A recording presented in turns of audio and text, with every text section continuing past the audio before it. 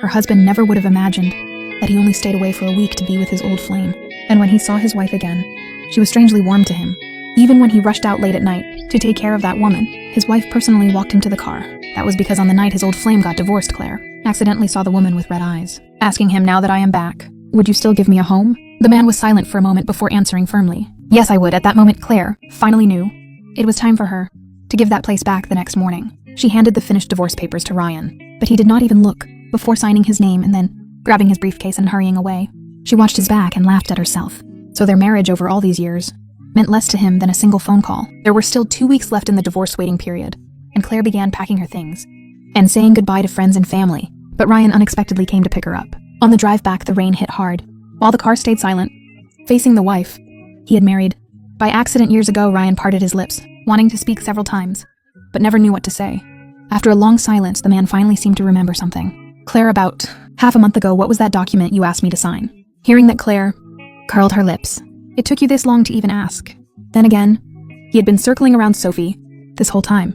So why would he care about something so small? Just as she was about to answer, Ryan's phone rang again. "Ryan, I had too much to drink and my head really hurts. Can you come pick me up?" Listening to that spoiled tone, Ryan's long fingers tightened on the steering wheel until his knuckles turned pale, and his face darkened at once. "Sophie, I have told you many times. I am already married." The line went quiet for a second before she answered, "So what if you are married?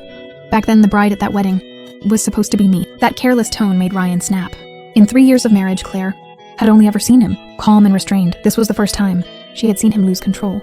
The man slammed on the brakes, and the tires screeched loudly against the pavement. "Then why did you not come?" The person on the line fell silent. A moment later, her voice turned choked with tears. "I am sorry. From now on, I will never bother you again." Soon the call ended, but Ryan's expression did not improve. It only grew darker. His fingers tapped the steering wheel, and after a long pause, he finally gave in. Like a man surrendering, and typed a few words, "Send me the address." When he saw the address she sent, he turned to Claire, with guilt all over his face. But Claire knew what he would say and spoke first. "If you need to go, then go. I can just take a cab home." Watching her open the door and raise her umbrella, Ryan still felt a little sorry, and said softly, "Once I finish up, I will come back and stay with you." Claire nodded. She stood in the rain, watching his car speed away, while complicated feelings filled her eyes. This was the 7th year she had loved Ryan. She still remembered the first time she saw him, and fell in love on the basketball court. He was wearing his uniform and single-handedly breaking through the other team's defense, becoming the brightest star in the whole gym. The girls beside her screamed, while explaining him to the new students. "Do you know him? That is Ryan Parker, the star of the campus. He comes from the wealthy Parker family, but sadly his heart has only ever belonged to his childhood sweetheart, Sophie. They dated for years, and he would do anything for her. He once spent a fortune renting out an entire amusement park as a surprise. Just to celebrate her birthday, he would even lower his pride and stand in front of the whole school begging her to get back together, only because someone had confessed to her, and Sophie had blocked him. When she blew him off on a snowy day, he waited until his hands were numb with cold, even though Sophie had ditched him just to get her nails done with her roommate, and he still never complained.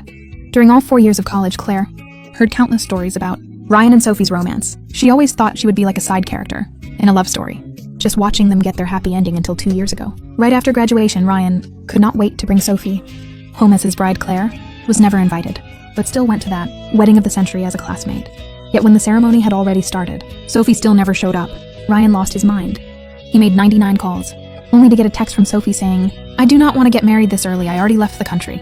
That day, Ryan's patience finally ran out. He stopped indulging her tantrums, picked up the microphone and said, "Today, I, Ryan Parker, have decided to choose a new bride. May I ask which single lady is willing?" Claire, who was always quiet and easy to overlook, felt her heart pounding wildly at that moment. She knew, too, many women liked Ryan, so the instant those words left his mouth, she stood up. That day, she put on a wedding dress that did not fit, and married a man who could not even remember her name. For the next 3 years, they treated each other politely, and everything stayed peaceful until a little over a month ago. When Sophie came back to the country, Claire watched Ryan resist her, while still being unable to stop moving closer, and knew her long dream had ended. It was time to return the title of Mrs. Parker, to fulfill his devotion, and finally set herself free in the pouring rain. Claire sent Ryan a text message. "That document you asked about is in the glove compartment on the passenger side. If you want to know what it is, just open it." Yet even half an hour later, after she had already gotten home, Ryan finally replied with one sentence. "No need. If you asked me to sign it, then it naturally would not be something harmful to me." In other words, he would not read it. Of course not. He was in a hurry to pick up the drunk Sophie. So how could he have time to look, even though it was sitting right within his reach? The rain lasted all day and did not stop until the next evening. Claire stayed home quietly, deleting every post she had shared online about their married life. After clearing her social feed, she backed out and immediately saw Sophie's new 9-photo post. It was a set of yacht pictures, and every angle was carefully chosen. to show a man's long fingers. Claire knew it was Ryan, and she also knew Sophie had done it on purpose, but by now, Claire no longer cared about something so small. She turned off her phone and walked into the kitchen, planning to make herself a salad. Just as dinner was ready, Ryan suddenly came home, seeing the cake in his hand. Claire froze for a moment. Do you not hate sweets? Why did you suddenly buy a cake? Ryan walked over and looked at her dinner, with a slight frown. It is your birthday. Did you forget? Why are you eating something so simple? Claire stood stunned. When she was 4 or 5, her parents got divorced and left her with her grandmother. When she was 15 or 16, her grandmother died. And after that, no one cared for her, and she stopped celebrating birthdays. But in the 3 years since marrying Ryan, he always remembered. No matter how busy he was, he would rush back to celebrate with her whenever she traveled. He worried about her safety, and would even go to the airport to pick her up. When thunderstorms hit, he knew she was afraid, and would gently pull her into his arms. Claire had once thought those unconscious acts of care and kindness meant love, until their wedding anniversary a month ago, when Ryan used work as an excuse to cancel the candlelight dinner they had booked in advance. While she was upset, her friend Lily called her to bring over a jacket, and by accident she ran into Sophie at the bar. Sophie was drunk out of her mind, and clung to the man who was supposed to be working late. Refusing to let go, Ryan's face was dark. As he angrily tried to pull her away, Sophie, stop acting crazy and let go. What am I to you? Something you can throw away and pick back up whenever you want. But Sophie was not listening to a word he said.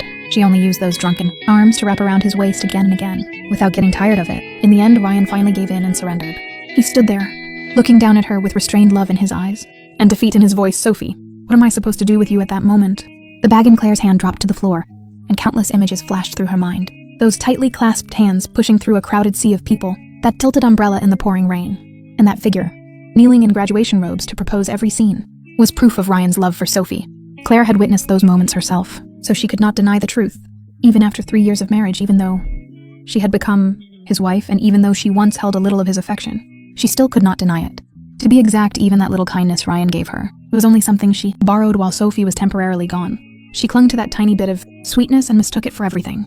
But in truth, she had never had him. Not even for 1 second. So when she looked at the number 24 on the cake, Claire felt no wave at all in her heart. She only lifted her hand politely and said thank you. Ryan lit the candles, then smiled gently. Claire, we are husband and wife. Do not say thank you like that. It sounds too distant. Make a wish, she nodded, and had just started to stand when Ryan's phone rang. Seeing his eyes tremble faintly, Claire already guessed who was calling, and sat back down, and just as she expected, a minute later the call ended, and Ryan left too, listening to the sound of the car fading away outside. Claire curled her lips into a bitter smile. The room was dark, and the flickering candlelight cast her lonely shadow on the wall.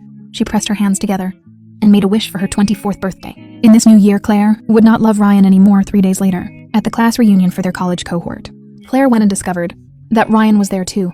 He was surrounded at the center of the room, and the second he saw her, he immediately walked over and sat beside her, watching the two of them sit together. The mood in the private room turned a little strange. Claire knew it was because of her